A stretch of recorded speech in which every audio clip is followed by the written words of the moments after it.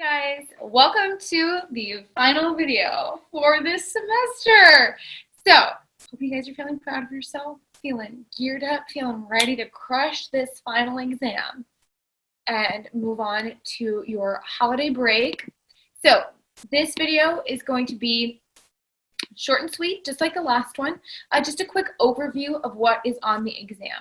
I'm just going to go over things pretty generally, and if you want any specific help, just as usual, feel free to just let me know. We can set up a meeting time, or I can send you a video of anything that you have a specific question about. If you feel like it would be helpful for your practice to have a more specific examples of anything, feel free to just let me know. Let me know before, like an hour before the exam is due, preferably like, more than a day, more than 2 days would be great. But if you do have a question or want something a little bit more specific on any of these, feel free to just let me know. We can also do, again, just a quick meeting between the two of us to help you out with anything that you are struggling with. So this is going to be just pretty general overview of what is going to be on the exam. So first of all, you've got your major and harmonic minor scales in A flat, and then your major and minor chord inversions on page 28, also in A flat. So this is pretty par for the course. We've done all of this so far, pretty straightforward.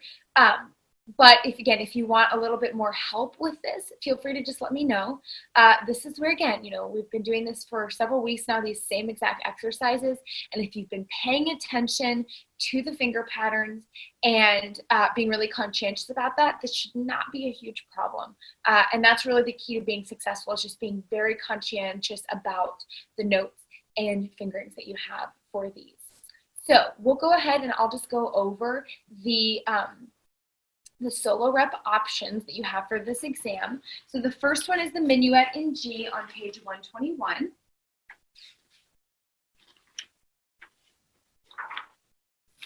This one is probably the simplest of the choices that you have. So keep in mind though, if you choose this one, the standard is going to be a little bit higher in terms of what we're looking for, in terms of, having the correct tempo, a good speed, a good expressivity in this one, making sure that you have the correct articulations and dynamics and everything. So the standard is a little bit higher if you choose a simpler one. So here is just a quick demonstration of this one, and I'll play it through with repeats. Ready, go.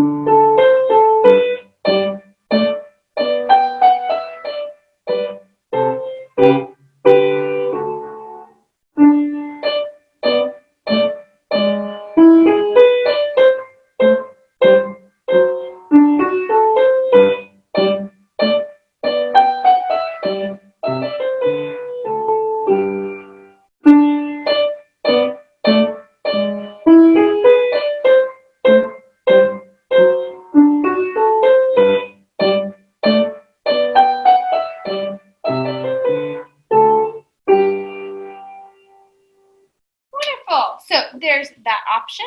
The next one you have is the minuet in G minor on 137. Another one that's a little bit shorter, a little bit simpler. We have 1 and 2 endings on both parts for this one, so just be aware of that. And a little bit more complex, especially in the right hand. So I want to be careful of that. Here's how this one will go.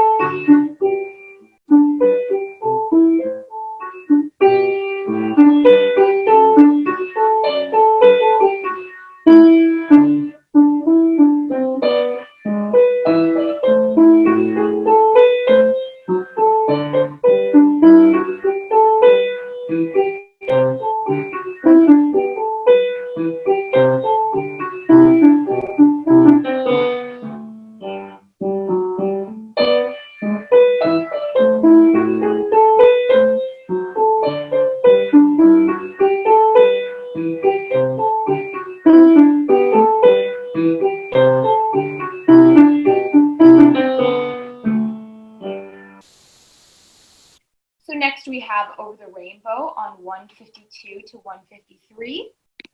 And here's this one.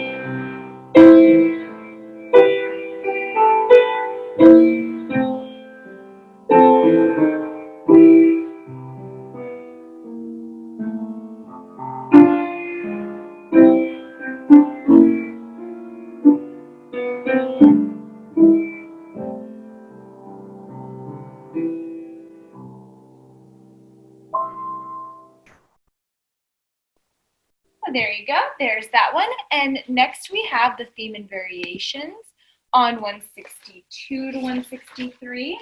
My favorite.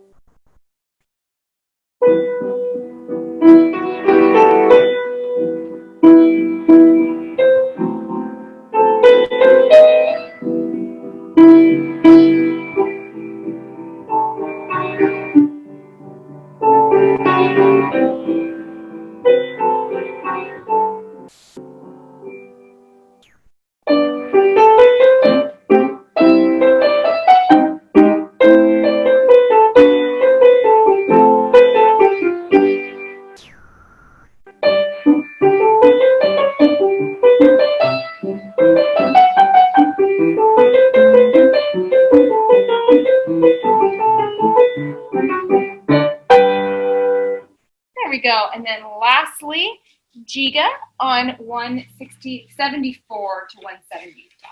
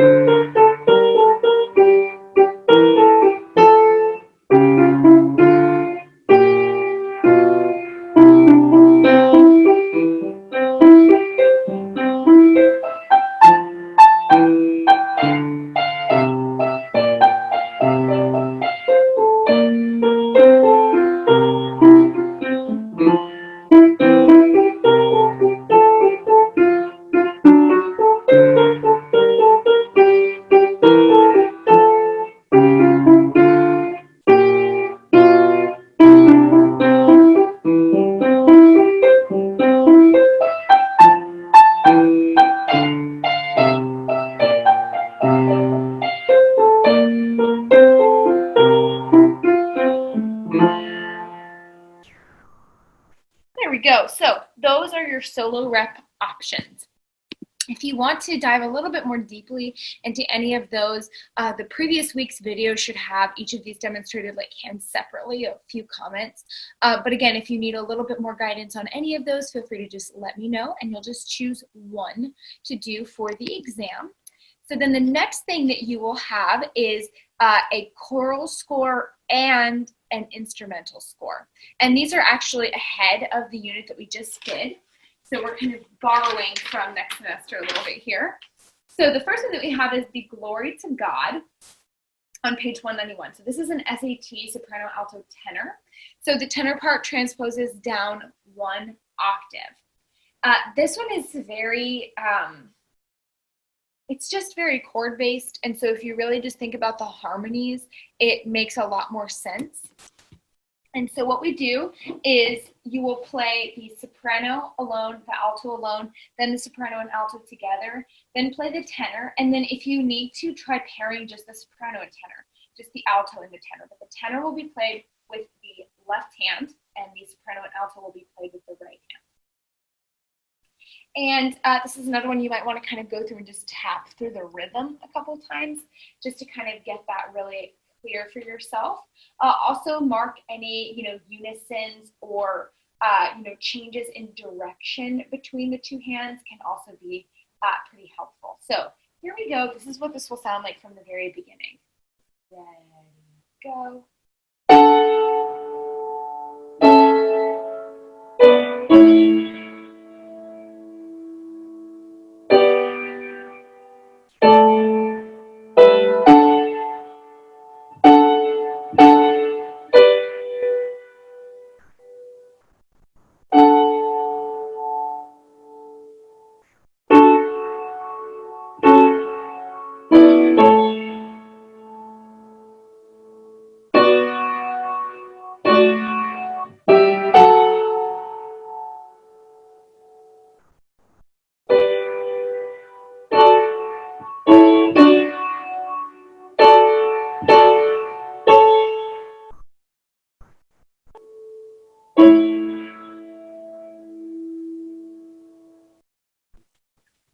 So on the second line, the important thing to note is how high, well, really throughout the whole thing, those really high leaps up in the tenor part where you get up all the way into the alto range right there.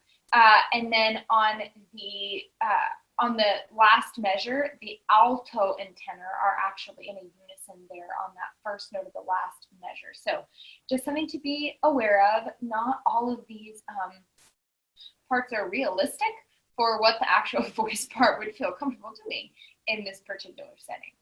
But that's what we have for this one. What I would really focus on too is, especially with the soprano and alto part, is noticing where they're just moving in sixths. So noticing the interval and where that stays consistent, where it changes a little bit is really, really helpful. And honestly, the tenor part is mostly just stepping down. If you notice first measure. So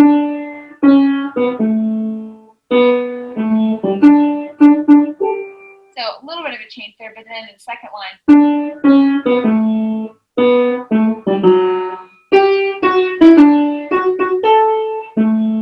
So really fairly consistent patterning there, and then mostly noticing the relationship between the soprano and alto part will make this one pretty simple. Then the next one is the Carnival of Venice. Do not hear. If you look at the first part here, so the trombone is as written, right? So that's already in concert pitch. The F horn transposes down a fifth, and the B flat trumpet transposes down a step, so a whole step. Other than the first,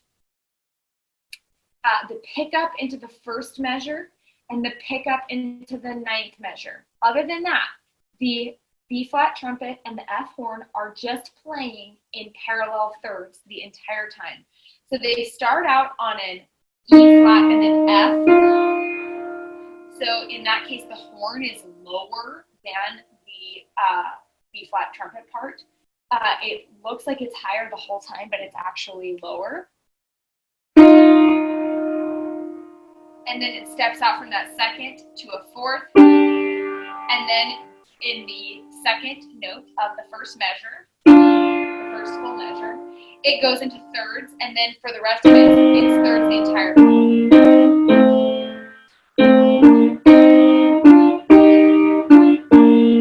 And then it does the same thing as the beginning.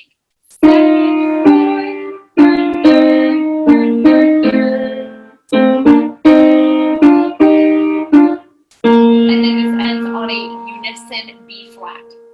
So other than those two notes at the beginning, those two notes leading up into measure 9 and that last note, it's in parallel thirds the entire time. So it means you only have to read one part.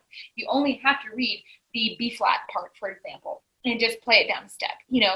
And it really is because this is so stepwise, we have step, step, step, step, step, step.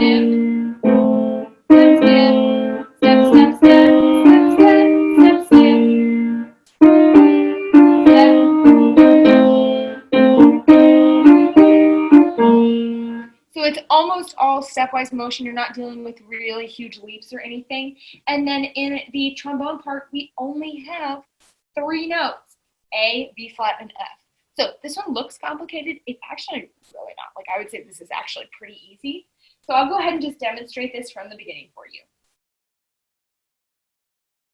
Ready, go.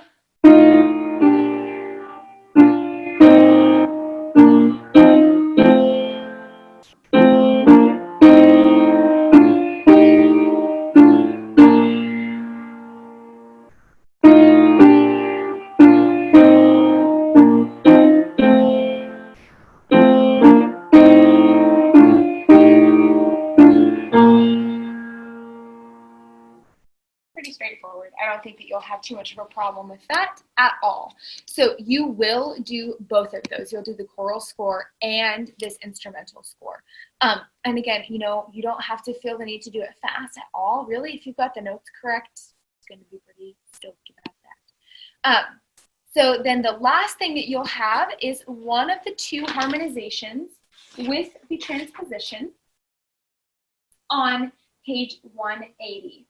So what I will go ahead and do is I'll just play both of these through in the original key with the saying the chords out loud, and then I'll let you work on your own on doing the transposition for the one that you choose. So you don't have to do both of them, you just do one on this page. And you get to choose which one. If you want to work with me on the transposition, feel free to just reach out. We can absolutely work on it. But for right now, I'm just going to demonstrate both in the original key and then allow you to work on the transposition. It's pretty straightforward for this because both of the transpositions are just a step away, and we don't have too many chords in any of them. And especially if you look at the first one, for example, remember that every time you have the F, the C7 over E, that's just 1 to 5, 7 in the chord progression. So super simple. You can also add the B flats as part of the chord progression, just our 4, 6, 4 in the chord progression, which leaves you only with 2 chords that aren't part of just that chord progression structure that we're really used to. All you have is that D minor, which is the 2, and then you have the G minor. The G minor is the 2 and the D is the 6. So that's all you have. You just have a 2 and a 6. And other than that, it is all in the typical chord progression chords. So it makes it a little bit simpler. So here is this one through from the beginning, the first one, the waltz in F major, and then I'll demonstrate my Bonnie.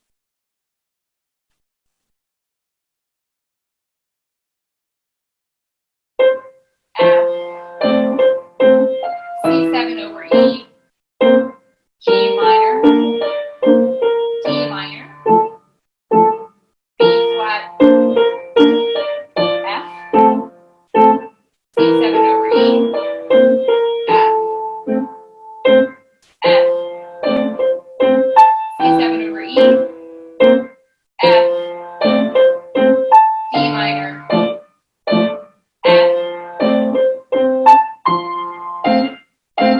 C7 over E. And then here is my Bonnie with the chords in the original key of B flat. Here we go. 1, 4, 6, 4, 1,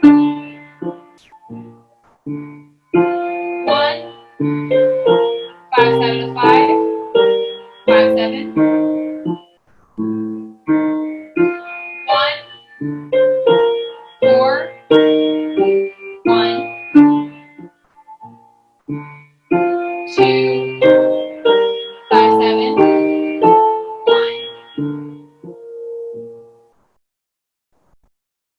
So there you go, and you'll choose one of those and then do the transposition. If you want to challenge yourself, you can do a transposition to any key that you choose if you want to. They offer the transpositions that are just by a step, but you could absolutely go ahead and try transposing it to any key if you want to give yourself a little bit of a challenge. That would be just fine. So again, like I mentioned, if you have any questions about content on this exam, or you want a little bit more specific help or specific examples with anything, just reach out. Let me know. I'm happy to help or happy to provide some more specific instructions or more specific content for any item that you are struggling with. I encourage you to reach out to your peers in the class and, just get practice playing in front of other people and kind of getting feedback. It's a great idea, again, like I mentioned with the other exams, to, record this in parts. Don't feel like you need to get everything done in one day. That's a lot of pressure, and it usually will lead to you not getting your best take on the videos. So, maybe give yourself, again, plenty of time and work on one thing on one day, another thing on the other day, and get everything all recorded. So that is all for today. That's all for this semester. So happy practicing over the break. Hope everybody has a safe break, and I will see you guys all in the spring.